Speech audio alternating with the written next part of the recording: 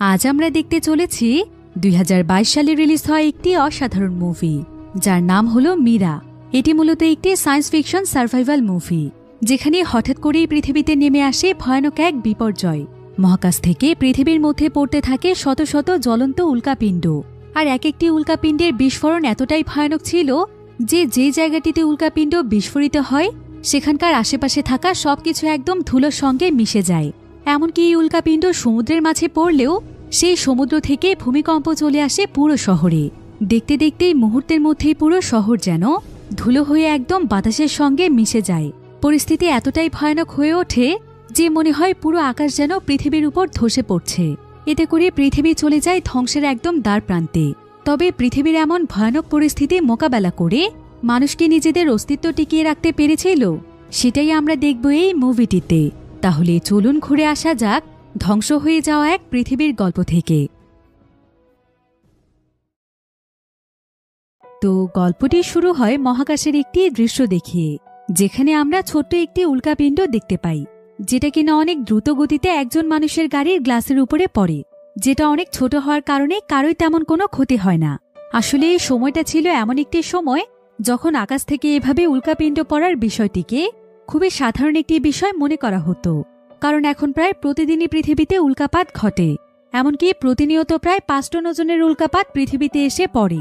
কিন্তু সবচাইতে ভয়ানক ব্যাপার হচ্ছে যে প্রতিনিয়তই মহাকাশ থেকে বিশাল বিশাল উল্কাপিণ্ড পৃথিবীর দিকে ধেয়ে আসছে, যেগুলো পৃথিবীতে পড়তে শুরু করলে পুরো পৃথিবী ধ্বংস হয়ে যাবে।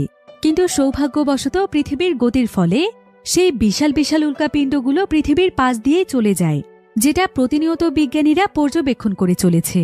কিন্তু তারপরও তারা পৃথিবী নিয়ে অনেক বেশি দুশ্চিন্তায় ছিল, কারণ যে কোনো সময় পৃথিবীর গতির একটু পরিবর্তন হলেই সেই সমস্ত বিশাল আকৃতির উল্কাপিণ্ডগুলো পৃথিবীতে এসেই পড়বে।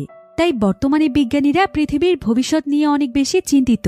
তো এবার আমরা সেই গাড়িটির মধ্যে লীরা নামক একটি মেয়েকে দেখতে পাই, যে গাড়িটির উপরে সেই ছোট উল্কাপিণ্ডটি পড়েছিল। তো লীরার সঙ্গে এখানে তার পরিবারও রয়েছে, যাদের মধ্যে ছিল তার মা সেতলানা, তার সৎ বাবা বরিস এবং তার সৎ ভাই এগোর। আসলে লীরা যখন অনেক ছোট ছিল তখনই কোনো এক কারণে তার মায়ের সঙ্গে তার বাবার ডিভোর্স হয়ে যায়, আর তখন থেকেই লীরা তার মায়ের সঙ্গেই রয়েছে। তো আজকে তার পুরো পরিবার তাকে তার স্কুলে নিয়ে যাচ্ছে, কারণ আজকে তার স্কুলে তাদের দৌড় প্রতিযোগিতা রয়েছে। তবে এমন সময় আবার গাড়ির রেডিওতে একটি নিউজ শোনা যায় যে আগামীকাল নাকি পৃথিবীর অনেক কাছ দিয়ে বিশাল বিশাল উল্কাপিণ্ড যাবে, যেগুলোকে পৃথিবী থেকে একদম স্পষ্ট দেখা যাবে। কিন্তু এতে করে পৃথিবীর কোনো ক্ষতি হওয়ার সম্ভাবনা নেই। এটা শুনে তারা সবাই অনেক খুশি হয়ে যায়। তবে সবচাইতে বেশি খুশি হয় ইগোর এখানে তার বাবাকে জানায় যে সে সামনে থেকে উল্কাপাত দেখতে চায়। ইগোরের বাবা বরিস তখন বলে যে আগামীকালই তো ইগোরের জন্মদিন, তাই এই উল্কাপাত দেখাই হবে ইগোরের জন্য সবচাইতে ভালো উপহার। তাই তারা সবাই মিলে একসঙ্গে অনেক মজা করে উল্কাপিণ্ড দেখবে। একথা শুনে ইগোর সহ সবাই অনেক খুশি হয়ে যায়। কিন্তু এখানে দেখা যায় যে লীরা শুরু থেকে একদম মন খারাপ করে চুপচাপ বসে আছে। লীরা আসলে এই বিষয়টি আজ পর্যন্ত মেনে নিতে পারেনি যে তার মা তার বাবাকে ছেড়ে অন্য কারো সঙ্গে সংসার করছে। তাই সে তার সৎ বাবা এবং ছোট ভাইকে একদমই পছন্দ করে না, আর ঠিক এ কারণেই সবসময় তার মন খারাপ থাকে। তো এবার লীরাকে স্কুলের সামনে ছেড়ে দিয়ে তার পরিবার চলে যায়, আর কিছুক্ষণের মধ্যেই শুরু হয়ে যায় তাদের স্কুলের দৌড় প্রতিযোগিতা। লীরা প্রস্তুত হয়ে সমস্ত প্রতিযোগীদের কাছে চলে আসে। এরপর তাদের দৌড় প্রতিযোগিতা শুরু হয়। তো এখানে আমরা আবার মাইক নামক একটি ছেলেকে দেখতে পাই।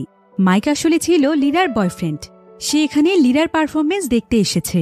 তবে এমন সময় আমরা দেখতে পাই যে দৌড় প্রতিযোগিতার মাঠের মধ্যে একটি সিসি ক্যামেরা লাগানো আছে, আর সেই ক্যামেরাটি দিয়ে লীরার দিকে কেউ লক্ষ্য রাখছিল। কিন্তু এটা কে ছিল সেটা আমরা কিছুক্ষণ পরে জানতে পারবো। তো এবার প্রতিযোগিতায় দেখা যায় যে লীরা প্রথমে সবার পেছনে পড়ে গিয়েছিল, কিন্তু আস্তে আস্তেই সে সবার সামনে চলে আসে, আর কিছুক্ষণের মধ্যেই সে ফিনিশিং লাইনেরও একদম কাছে চলে আসে। তাই তার বয়ফ্রেন্ড মাইক অনেক বেশি এক্সাইটেড হয়ে যায়। সে একটি ফ্লেয়ারের মধ্যে আগুন জ্বালিয়ে ফিনিশিং লাইনের একদম কাছে চলে আসে এবং সে অনেক আনন্দ নিয়ে সেখানে সেলিব্রেট করতে থাকে। কিন্তু এখানে ফ্লেয়ারের আগুন দেখতে পেয়ে লীরা অনেক বেশি ভয় পেয়ে যায়।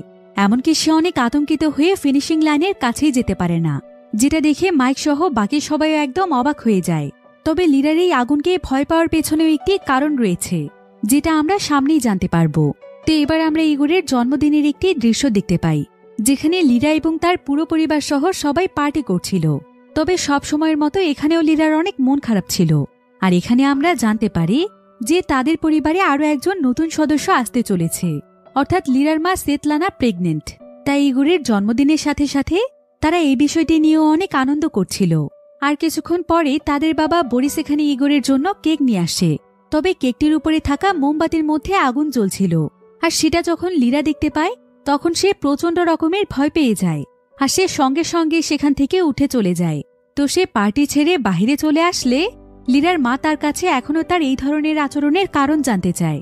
তবে এমন সময় আবার সেতলানার কাছে তার এক্স হাজবেন্ডের ফোন আসে, যার নাম ছিল ডেভিড। তো ডেভিড এখানে সেতলানাকে বলে যে তাদের মেয়ে এখনো আগের মতোই আছে, সে এখনো সেই পুরনো ঘটনা মনে রেখেছে, যার কারণে আজকে স্টেডিয়ামে আগুন দেখে সে অনেক ভয় পেয়েছিল। হয়তো তার কোনো মানসিক সমস্যা হয়ে গিয়েছে, সে অনেক দুর্বল একটি মেয়ে। কিন্তু ডেভিডের একথা শুনে লিরা অনেক কষ্ট পায়, কারণ তার কাছে মনে হচ্ছিল যে সে হয়তো এখন তার মা বাবার কাছে বোঝা হয়ে গিয়েছে, তাই তারা তাকে মানসিক রোগী ভাবছে। এ কারণে লিরা মন খারাপ করে সেখান থেকে চলে যায়। আর এখানে আমরা জানতে পারি যে লিরার বাবা ডেভিড আসলে একজন অ্যাস্ট্রোনয়েট। সে প্রায় 6 বছর যাবৎ মহাকাশেই রয়েছে, এমনকি সে দক্ষ একজন হ্যাকারও ছিল। তাই সে প্রায় সময়ই বিভিন্ন জায়গার সিসি ক্যামেরা হ্যাক করে তার মেয়ে লিরার দিকে নজর রাখত। আর লিরার স্কুলে যে সিসি ক্যামেরাটি ছিল, সে সেই সিসি ক্যামেরাটির মাধ্যমে লিরার স্কুলের সম্পূর্ণ ঘটনা দেখতে পেয়েছিল। আর লিরাকে দেখার জন্য সে এটা প্রায় সময়ই করে থাকে। তবে ডেভিড এটা খুব ভালো করেই জানে যে মহাকাশের যে কোনো টেকনোলজি কোনো মানুষের ব্যক্তিগত জীবনের জন্য ব্যবহার করাটা অনেক বড় একটি অপরাধ।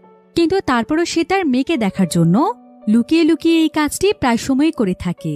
ডেভিড আসলে রাশিয়ার মিরা নামক একটি স্পেস স্টেশনে কাজ করে, আর সেখানে মূলত তার কাজ হচ্ছে সেখান থেকে প্রতিনিয়ত উল্কাপিণ্ডের গতিবিধির দিকে নজর রাখা।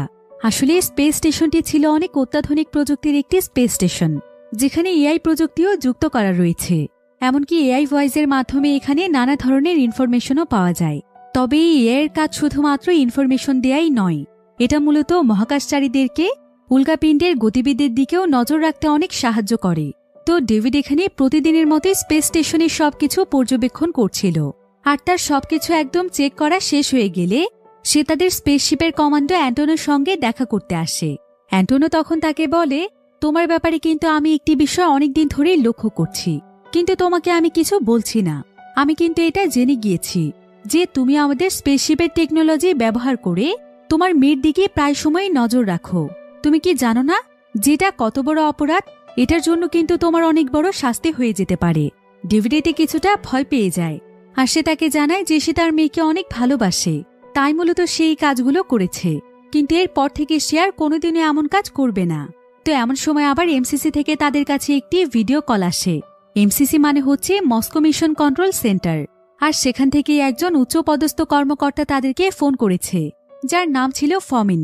তো ফমিন এখানে তাদের কাছে আজকের উল্কাপিণ্ডের গতিবিধ সম্পর্কে জানতে চায়। আর এখানে রিয়াভিনট নামক একজন অ্যাস্ট্রোনয়েট বলে যে গতকাল থেকে তারা উল্কাপিণ্ডের গতিবিধির কোনো হিসেব রাখতে পারছে না, কারণ গতকাল থেকেই তাদের স্পেসশিপের সেন্সরে কিছুটা সমস্যা দেখা দিয়েছে। তবে একটি বিষয় সম্পর্কে তাদের কাছে তথ্য আছে যে আগামীকাল ঠিক রাত 8:19 মহাকাশ থেকে প্রচুর পরিমাণে উল্কাপাত প্রশান্ত মহাসাগরের দিকে ধেয়ে যাবে। তবে সেই সমস্ত উল্কাপাতগুলোর মধ্যে পৃথিবীর বায়ুমণ্ডল ভেদ করে পৃথিবীর মধ্যে প্রবেশ করতে পারে, যেটা অনেকটাই দুশ্চিন্তার ব্যাপার। তাই তাদের সবাইকেই প্রস্তুত থাকতে হবে।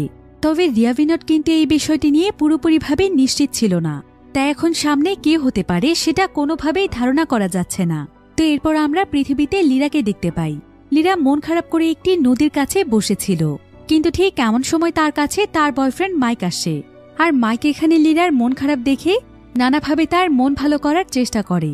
মাইকের আবার একটি হাত ছিল রোবোটিক হাত, তো সে এখানে লিরাকে তার সেই রোবোটিক হাতটির সাহায্যে নানা ধরনের অঙ্গভঙ্গি করে শেষমেশ তাকে হাসিয়েই ফেলে। আসলে ছোটবেলায় মাইক যখন একবার আতশবাজি নিয়ে খেলছিল, তখনই একটি দুর্ঘটনার কারণে সে তার একটি হাত হারিয়ে ফেলেছে। তো আজকেও আকাশে বিভিন্ন নক্ষত্রেরা জ্বলজ্বল করছিল, আর এখানে লিরার একটি উজ্জ্বল নক্ষত্রের দিকে চোখ পড়ে, যেটা দেখে সঙ্গে সঙ্গে লিরার তার বাবার কথা মনে পড়ে যায়। কারণ আজকে প্রায় 6টি বছর হতে চলেছে যে সে তার বাবাকে একবারের জন্য দেখেনি। তো লিরা এখানে মাইকের সঙ্গে এসব বিষয়ে অনেক গল্প করে, যার ফলে তার মন কিছুটা ভালো হয়ে যায়। এরপর রাতের বেলা সে তার বাড়িতে ফিরে আসে, আর বাড়িতে এসে দেখতে পায় যে তার ছোট ভাই ইগোরের অনেক মন খারাপ। লীরা তখন ইগোরের কাছে তার মন খারাপের কারণ জানতে চায়। ইগোর তখন তাকে জানায় যে কালকে নাকি উল্কাপাত হওয়ার কথা, তবে হঠাৎ করেই তার বাবা বরিসের অনেক জরুরি একটি কাজ পড়ে গিয়েছে, তাই কালকে সে তাকে আর উল্কাপাত দেখাতে নিয়ে যেতে পারবে না। এই কারণে সে মন খারাপ করে বসে আছে। আর ইগোরের এতটা মন খারাপ দেখতে পেয়ে লীরার অনেক খারাপ লাগে।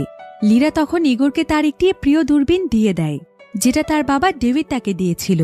এরপর সে ইগোরকে সেই উঁচু কনস্ট্রাকশন বিল্ডিংটি দেখিয়ে বলে যে সেই বিল্ডিংয়ের উপরে দাঁড়িয়ে এই দূরবীনটির মাধ্যমে খুব সহজেই উল্কাপাত একদম পরিষ্কারভাবে দেখা যাবে। ইগোর এতে অনেক খুশি হয়ে যায়। এরপর আমরা লীরার শরীরে অনেকগুলো পোড়া দাগ দেখতে পাই, যেটা ছোটবেলায় তার সঙ্গে ঘটে যাওয়া সেই দুর্ঘটনার ফলে হয়েছে। তো এবার লীরা সেখানে মন খারাপ করে একদম চুপচাপ বসে থাকে। আর এমন সময় লীরার তার ছোটবেলার কথা মনে পড়ে যায়, যখন সে তার বাবার সঙ্গে খুব সুন্দর কিছু মুহূর্ত কাটিয়েছিল। এ সময় লীরার বয়স ছিল মাত্র 9 বছর। লীরা একটি দূরবীনের সাহায্যে আকাশের অনেক দূরের দৃশ্য দেখছিল। তো এরপর সে তার বাবাকে জিজ্ঞাসা করে, আচ্ছা বাবা, তুমি কি এত দূরের আকাশে চলে যাবে? তবে তুমি খুব বেশি দূরে যেও না, ঠিক আছে বাবা? না হলে তো আমি তোমাকে এই দূরবীন দিয়ে দেখতেই পাবো না। এদিকে আবার আমরা ডেভিডকে দেখতে পাই। ডেভিডেরও এখানে তার মেয়ের কথা খুবই মনে পড়ছিল, তাই সে লীরার ছোটবেলার কয়েকটি ভিডিও ফুটেজ দেখছিল। আর এই ভিডিওগুলো দেখতে দেখতে সে অনেক বেশি ইমোশনাল হয়ে যায়। আসলে তার অনেক সুন্দর একটি পরিবার ছিল। সে লীরা এবং তার ওয়াইফ সেতলানাকে নিয়ে অনেক সুন্দরভাবেই জীবন কাটাচ্ছিল।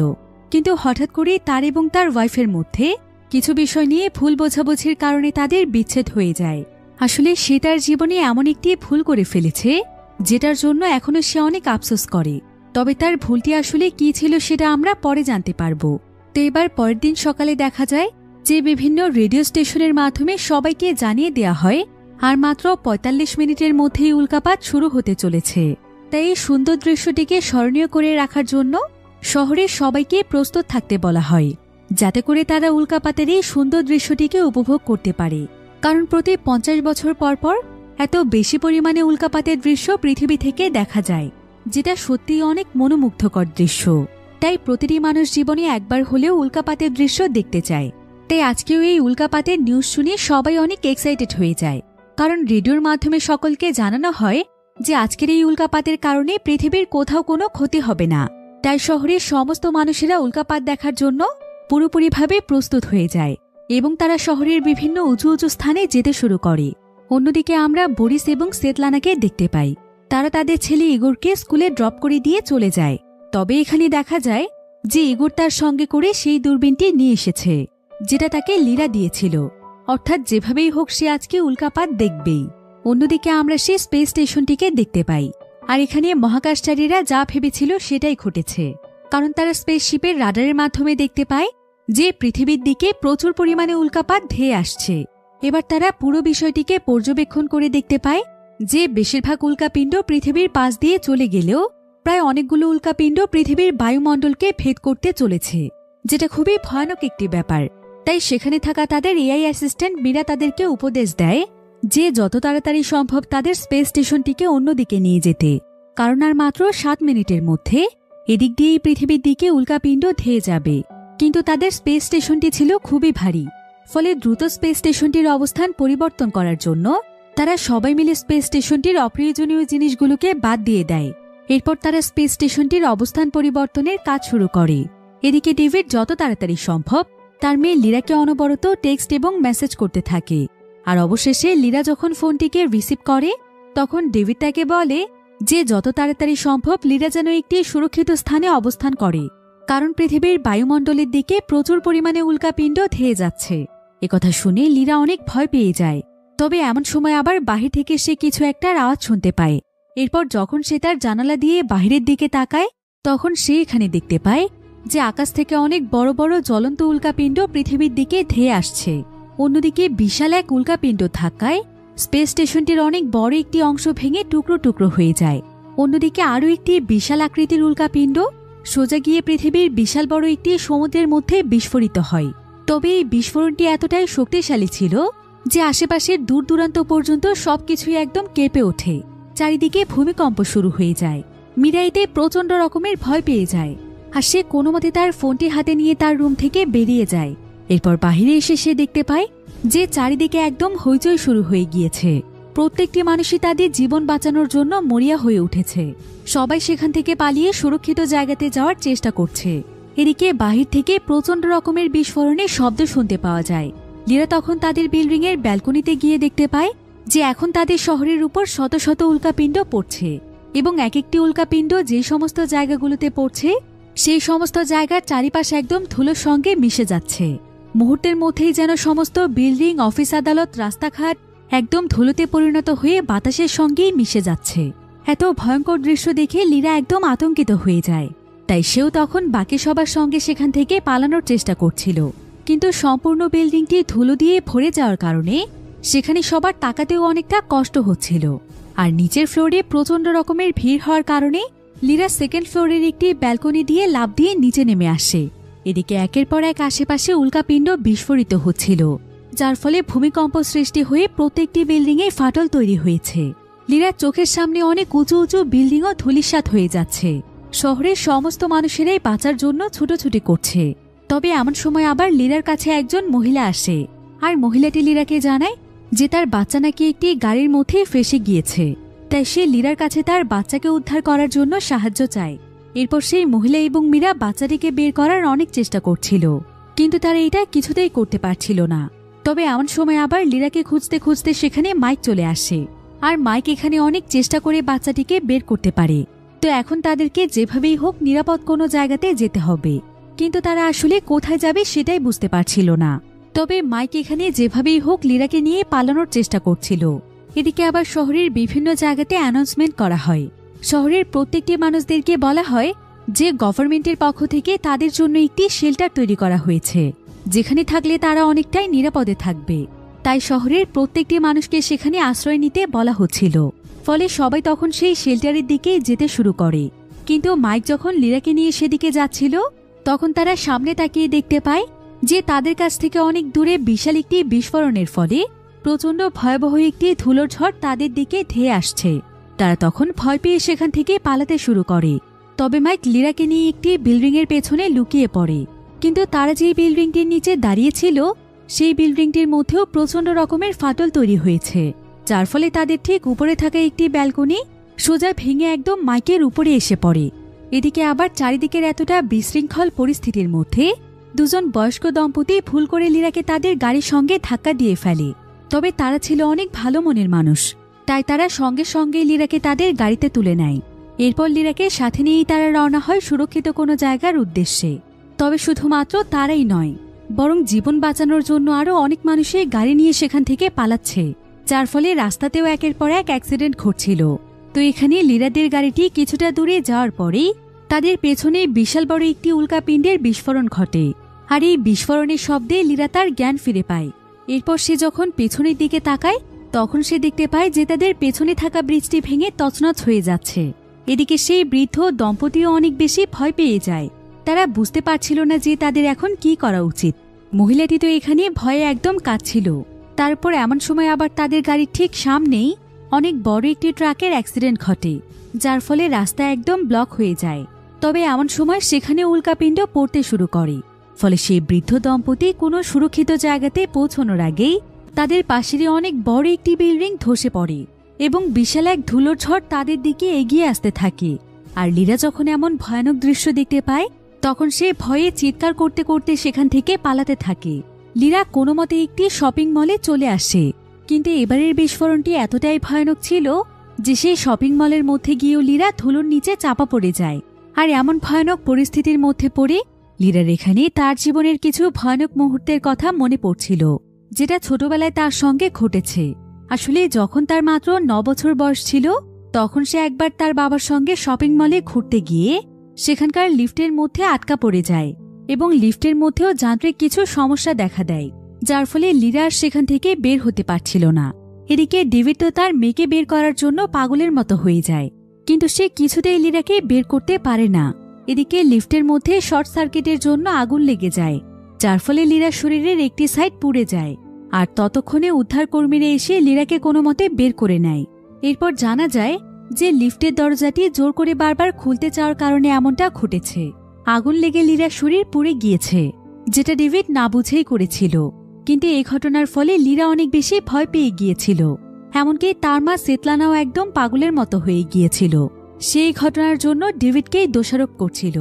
আর এই ঘটনার সূত্র ধরেই তাদের মধ্যে এক পর্যায়ে ডিভোর্স হয়ে যায়।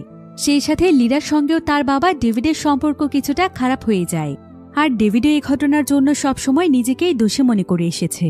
তাই সেও নিজেকে লিরা এবং তার মায়ের কাছ থেকে অনেকটা দূরেই রাখত। তো এরপর আমরা ডেভিডকে দেখতে পাই। ডেভিড ছাড়া তাদের স্পেসশিপটির বাকি সবাই মারা গিয়েছে। আর এখন শুধুমাত্র ডেভিডের সঙ্গে রয়েছে এআই মীরা। তো মীরা এখানে ডেভিডকে জানায় যে সে ছাড়া সবাই মারা গিয়েছে, এমনকি উল্কাপাতের ফলে বিভিন্ন শহর ধ্বংস হয়ে গিয়েছে। সেই সাথে শত শত মানুষের মৃত্যু হয়েছে। ডেভিড তখন দ্রুত মীরার কাছে তার পরিবারের লোকেশন সম্পর্কে জানতে চায়। মীরা তখন তার ট্র্যাকিং সিস্টেমের মাধ্যমে শুধুমাত্র সেতলানার মোবাইল ফোনটি ট্র্যাক করতে পারে, যেটা কিনা কোনো এক হসপিটালের আশেপাশে পড়ে আছে। তবে লিরার ব্যাপারে ডেভিড কোনো তথ্যই পায় না। এমন সময় আবার ডেভিডের কাছে এমসিসি থেকে ফোন আসে। ডেভিডকে জানানো হয় যে আর মাত্র 3 ঘন্টার মধ্যে এই পুরো স্পেস স্টেশনটি ধ্বংস হয়ে যাবে। তাই ডেভিড যেন দ্রুত সেখান থেকে পৃথিবীর উদ্দেশ্যে রওনা হয়। যদিও ডেভিডের হাতে খুব বেশি সময় ছিল না, কিন্তু তারপরও সে মীরাকে তার মেয়ে লিরার লোকেশন বের করতে বলে। যদিও ডেভিড এটা খুব ভালো করেই জানে যে স্পেস স্টেশনটির সার্চ অপশন ব্যবহার করলে এটার স্পিড অনেক কমে যাবে, কিন্তু তারপরও সে মেয়েকে খোঁজার জন্য স্পেস স্টেশনের সার্চ অপশন ব্যবহার করে। ফলে প্রায় অনেক সময় পর মীরা লিরার লোকেশন খুঁজে পায়।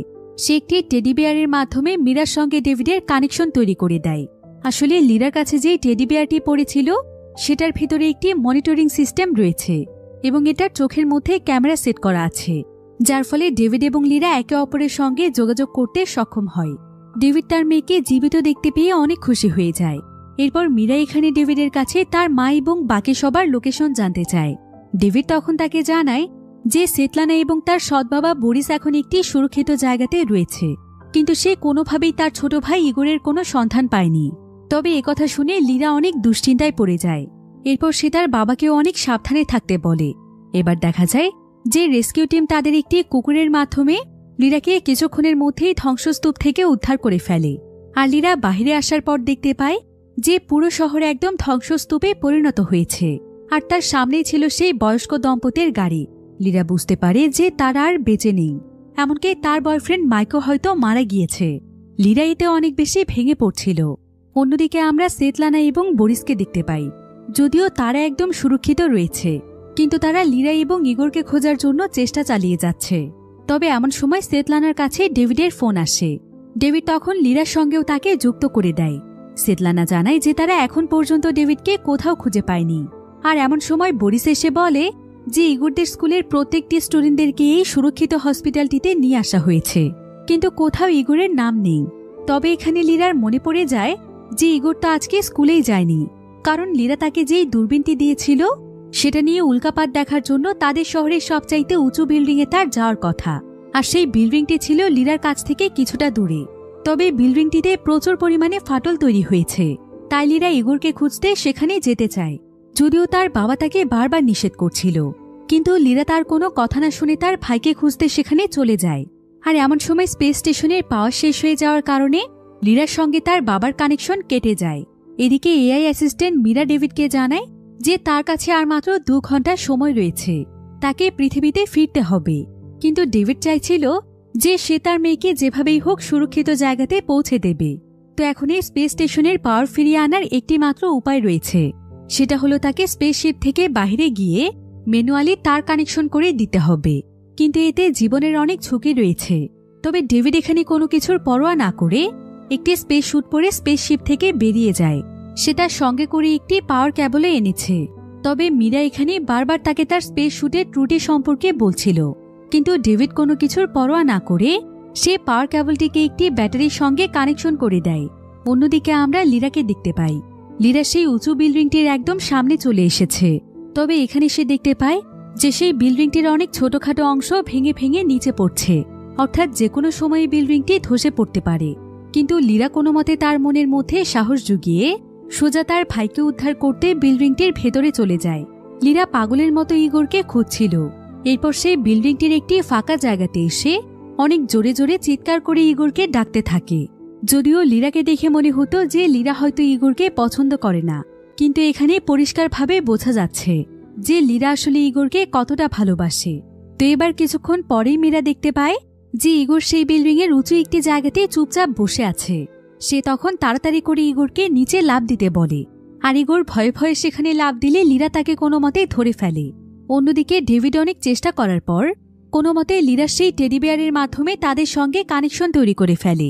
এরপর ডেভিড লিরাকে জানায় যে তারা এখন যেই বিল্ডিংটির মধ্যে রয়েছে সেটা কিছুক্ষণের মধ্যেই ধসে পড়বে, তাই যত তাড়াতাড়ি সম্ভব লিরা যেন ইগোরকে নিয়ে সেখান থেকে বেরিয়ে যায়।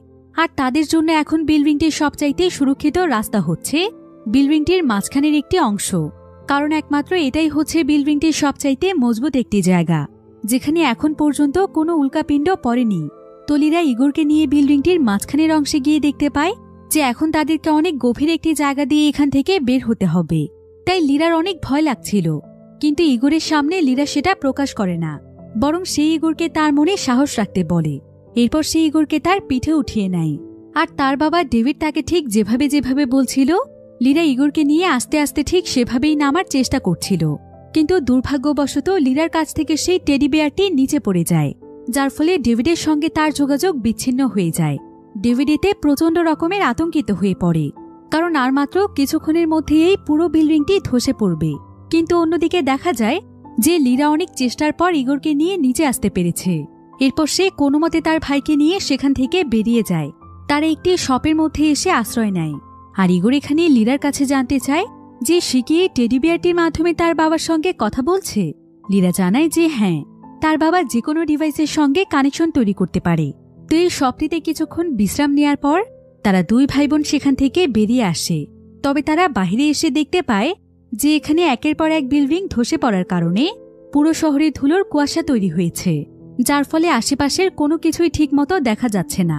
তবে এমন সময় তারা সেখানে একটি কার দেখতে পায় যেটার মধ্যে লাইট জ্বলছিল এবং বিপ সাউন্ড হচ্ছিল।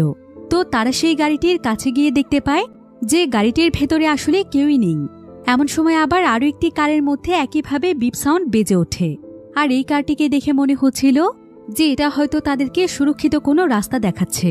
তো লিরা এবং ইগোর যখন সেই কারটির কাছে যায় তখন তারা দেখতে পায় যে রাস্তাতে যতগুলো ট্রাফিক লাইট রয়েছে সেগুলো এক এক করে জ্বলে জ্বলে তাদেরকে দিক নির্দেশনা দিচ্ছিল, যাতে করে এই ধুলোর কুয়াশা থাকা সত্ত্বেও তারা সঠিক রাস্তা দিয়ে যেতে পারে।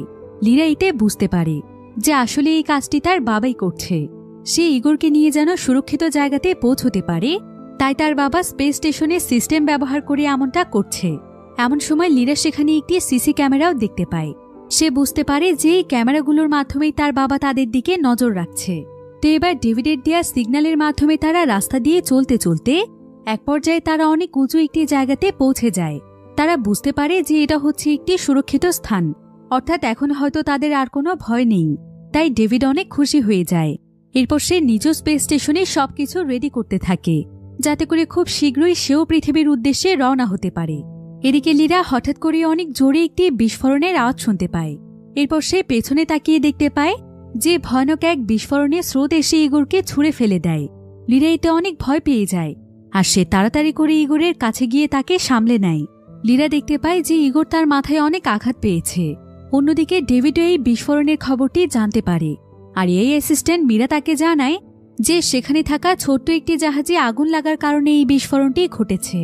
এমনকি সেখানে থাকা আরও একটি বড় জাহাজের মধ্যে আগুন লেগেছে, ফলে কিছুক্ষণের মধ্যে সেখানে আরও অনেক বড় একটি বিস্ফোরণের সম্ভাবনা রয়েছে, যার ফলে হয়তো লিরা এবং ইগোর মারাও যেতে পারে। কিন্তু এদিকে ডেভিডের কাছেও খুব একটা সময় ছিল না, বাঁচতে হলে তাকে এখনই বের হতে হবে। কিন্তু সে এখানে সিদ্ধান্ত নেয় যে তার যা কিছুই হয়ে যাক, তার এখানে মৃত্যু হয়ে গেলেও সে তার মেয়েকে বাঁচাবে। তাই সে তার মেয়ের জন্য সবকিছু করার আপ্রাণ চেষ্টা করছিল। এদিকে লিরা সেখানে একটি হেলিকপ্টার দেখতে পায়, তাই সে তাড়াতাড়ি করে তার ভাই ইগোরকে নিয়ে সেখানে চলে যায়। আর সে সেখানে থাকা রেস্কিউ টিমের কাছে তার ভাইয়ের জন্য সাহায্য চায়। কিন্তু তাদেরকে হেলিকপ্টারে নেওয়া হয় না, কারণ অলরেডি সম্পূর্ণ হেলিকপ্টার লোড হয়ে গিয়েছে। তাই ইগোরকেও হেলিকপ্টারে নেওয়া হয় না। কিন্তু ঠিক এমন সময় আশ্চর্যজনকভাবে হেলিকপ্টারের ভেতর থেকে বের হয় মাইক, আর সে তার জায়গাতে ইগোরকে হেলিকপ্টারে উঠিয়ে দেয়, কারণ ইগোরের অবস্থা খুব একটা ভালো ছিল না। এদিকে মাইককে জীবিত দেখে লিরা অনেক খুশি হয়ে যায়। এদিকে ইগোরকে সোজা সেই সুরক্ষিত হাসপাতালে নিয়ে যাওয়া হয়, যেখানে তার মা বাবা রয়েছে, আর সেখানেই তার ট্রিটমেন্টের ব্যবস্থা করা হয়। অন্যদিকে ডেভিডের কাছে আর মাত্র 29 মিনিট সময় ছিল। তবে ডেভিডের শুধুমাত্র চিন্তা ছিল তার মেয়েকে নিয়ে, সে তখন মীরাকে অর্ডার করে যে তার মেয়ের আশেপাশে থাকা যে কোনো ডিভাইসের সঙ্গে কানেকশন তৈরি করতে। আর মীরা তখন তার এআই সিস্টেমের মাধ্যমে সরাসরি মাইকের ফোনের সঙ্গে কানেকশন তৈরি করে ফেলে, কারণ এটাই ছিল লিরার সবচাইতে কাছের ডিভাইস। এবার ডেভিড মাইক এবং লিরাকে জানায় যে তাদের অনেক কাছে অবস্থিত বিশাল বড় একটি জাহাজে আগুন লেগেছে, আর সেটা কিছুক্ষণের মধ্যেই এমনভাবে বিস্ফোরিত হবে যে এতে করে সেখানকার সমস্ত মানুষ মারা যেতে পারে। তাই ডেভিড তাদের দুজনকে যেভাবেই হোক একটি বাংকার খুঁজে বের করতে বলে, কারণ এটাই ছিল তাদের বাঁচার একমাত্র উপায়। কিন্তু লিরা এখানে নিজের জীবনের কথা ভাবছে না। তার চিন্তা হচ্ছে যে সেই বিস্ফোরণ ঘটলে তো এখানকার সবাই মারা যাবে। তাই লিরা চাইছিল সবাইকে বাঁচাতে। মাইক তখন লিরাকে বলে যে তাদের যেভাবেই হোক সেই জাহাজের আগুন নেভাতে হবে। তাই লিরা এবং মাইক তখন সেই জাহাজের ভেতরে যেতে চায় আর যেভাবেই হোক সেখানকার আগুন নেভাতে চায়। কিন্তু ডেভিড এটা জানতে পেরে অনেক চিন্তিত হয়ে পড়ে। সে তখন লিরাকে বলে, তুমি তো সামান্য দেশলাইয়ের আগুন দেখলেই ভয় পেয়ে যাও, তাহলে জাহাজের এত বিশাল আগুনকে তুমি কিভাবে মোকাবেলা করবে? তাই তোমার উচিত যেভাবেই হোক সেখান থেকে পালিয়ে যাওয়া, কারণ তুমি চাইলেও আগুন নেভাতে পারবে না, বরং এতে করে তোমার জীবন চলে যাবে। কিন্তু এখানে আবার লিরা অতীতের একটি ফ্ল্যাশব্যাক দেখতে পায়, যেখানে দেখা যায় যে লিরার শরীরে যখন লিফটের মাধ্যমে আগুন লেগে গিয়েছিল তখন তার বাবা ভয় পেয়ে তাকে না বাঁচিয়ে সেখান থেকে পালিয়ে গিয়েছিল। একথা মনে পড়তে লিরার তার বাবার প্রতি অনেক ঘৃণা হচ্ছিল। তাই সে সঙ্গে সঙ্গে রাগ করে তার ফোনটিকে পানিতে ফেলে দেয়। এতে ডেভিড একদম অস্থির হয়ে পড়ে, কারণ সে এখন চাইলেও লিরার সঙ্গে আর কথা বলতে পারবে না। তবে ডেভিড এখানে নিজেকে অনেক অপরাধী মনে করছিল। তার কাছে মনে হচ্ছিল যে সে তো ছোটবেলায় একবার তার মেয়েকে বাঁচাতে পারেনি, আর আজকেও সে শত চেষ্টা করেও হয়তো ব্যর্থ হতে চলেছে। তার হয়তো বাবা হওয়ার মতো কোনো যোগ্যতাই নেই। অন্যদিকে আমরা লিরা এবং মাইককে দেখতে পাই। তারা ছোট্ট একটি বোটে করে সেই বড় জাহাজটির দিকে যাচ্ছে, যেখানে ভয়াবহভাবে আগুন ছড়িয়ে পড়ছে। তবে মাইক এখানে লিরাকে বুঝিয়ে বলে যে তার বাবা আসলে অনেক ভালো একজন মানুষ, আর সে শুধুমাত্র তাকে বাঁচানোর জন্যই কত কিছু করছে। তার বাবা তাকে ভালোবাসে বলে এমনটা করছে। তবে এসব কথা শুনে লিরা একদম চুপচাপ থাকে। এরপর তারা দুজন কোনোমতে সেই জাহাজটির মধ্যে উঠে পড়ে।